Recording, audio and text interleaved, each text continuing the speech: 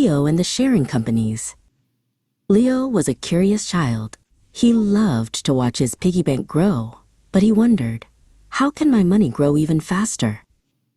He asked his Aunt Clara, who always had the best answers. Aunt Clara, he began, how do big companies make money for people like us? Aunt Clara smiled. Well, Leo, some companies share their profits with their owners, like giving you a little treat for helping them grow. We call these dividends. But not all companies are good at sharing, she continued.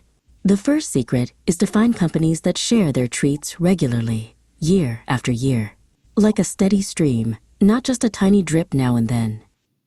The second secret is even better, Aunt Clara whispered. Look for companies that share more treats over time. A little more each year means your treat pile grows bigger and bigger. But how do we know they can keep sharing? Leo asked. Ah, said Aunt Clara. That's the third secret. Strong foundations. We look for companies that are like sturdy oak trees, not flimsy saplings. They have strong roots and don't get easily blown over by a gust of wind. This means they have enough money saved and aren't borrowing too much. They have a good, steady business that people always need, like food or electricity. The fourth secret is about how much they share, Aunt Clara explained. If a company gives away all its treats, it might not have enough left to grow bigger or save for a rainy day. It's best if they keep some treats for themselves to reinvest.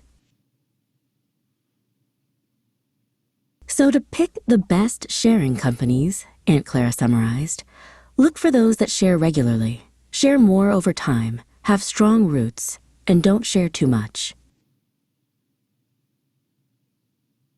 Leo grinned. So my piggy bank can have friends that also grow and share. Thank you, Aunt Clara. He now understood a little more about how money could grow in the big wide world.